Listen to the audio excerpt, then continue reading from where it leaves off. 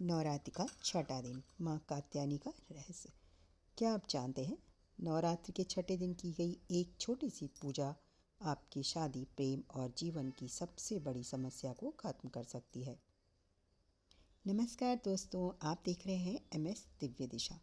आज हम बात करेंगे माँ कात्यायनी की, जो नवरात्रि के छठे दिन पूजा की जाती है। माँ कात्यायनी कौन है? माँ कात्यायनी ऋषि कात्यायन की तपस्या से प्रकट हुई थी। ये देवी शक्ति, साहस और विवाह सुख की देवी मानी जाती है। जिनकी शादी में बाधा आती है, प्रेम संबंध में परेशानी आती है या जीवन में रुकावट है, उनके लिए आज का दिन सबसे शक्तिशाली माना जाता है। माँ कात्यायनी सिंह पर सवार होकर 4 भुजाएं धारण किए हुए, हाथ में तलवार और कमल का पुष्प धारण किए हुए हैं, चेहरे पर दिव्य तेज। इनकी पूजा से विवाह के योग बनते हैं, मनोकामना पूरी होती है, डर और नकारात्मकता दूर होती है। नवरात्रि का छठा दिन आज्ञा चक्र से जुड़ा होता है। इस दिन मन और आत्मा का संतुलन बनता है। जो व्यक्ति आज सच्चे मन से पूजा करता है, उसके जीवन की दिशा बदल सकती है। शाम और संध्या के लिए विशेष मैं आपको महत्व इसका बता रही हूँ। अब सबसे खास बात यह है, अगर आपने दिन में पूजा कर ली है तो शाम की संध्या पूजा और भी ज़्यादा शक्तिशाली होती है।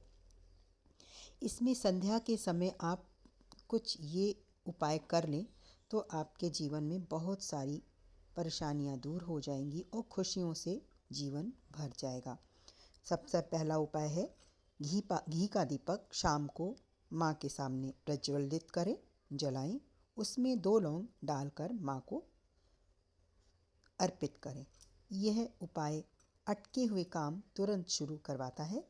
और दूसरा है, विवाह के लिए अगर कोई विवाह में परेशानी आ रही है, समस्या आ रही है और विवाह नहीं हो पा रहा है, तो 11 बार इस मंत्र का जाप करना चाहिए और इस मंत्र को बोलते हुए माँ से प्रार्थना करनी चाहिए। ओम कात्यायनी महामाये योगिन्यधीश्वरी नंदगोपसुतम देवी पति में कुरु ते नमः। इससे विवाह में आ रही बाधाएं दूर होती हैं, मनोकामना पूर्ण होती है। और मनोकामना पूर्ण करने के लिए आप एक लाल फूल लें और माँ को उसको अर्पित करें, अपनी इच्छा मन में बोलते हुए।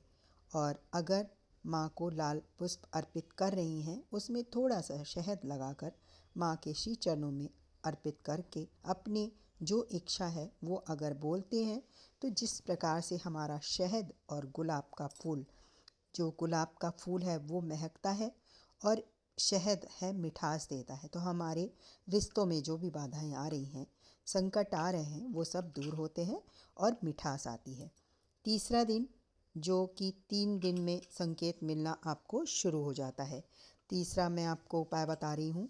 अगर संध्या के समय आपने एक दीपक लिया और एक दीपक आपने माता जी के सीधे अपने उल्टे हाथ पर, माता के सीधे हाथ पर एक देसी घी का दीपक लगाकर रख दें और उसमें एक इलायची डालकर माँ को समर्पित करने से पहले आचमन करा दें। ऊपर से दीपक के ऊपर से 3 बार जल को अचवा कर उसके बाद माँ को समर्पित करें, तो आपके घर की जो भी धन संबंधी प्रॉब्लम है वो सब दूर हो जाएगी और माँ सदा आपका घर संपन्नता से, आपका घर सुख शांति और समृद्धि वाला होगा।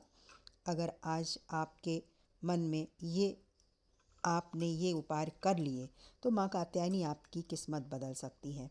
और इसमें आलस नहीं करें, क्योंकि मैंने वीडियो आपको संध्या के समय का उपयोग करने का डाला है।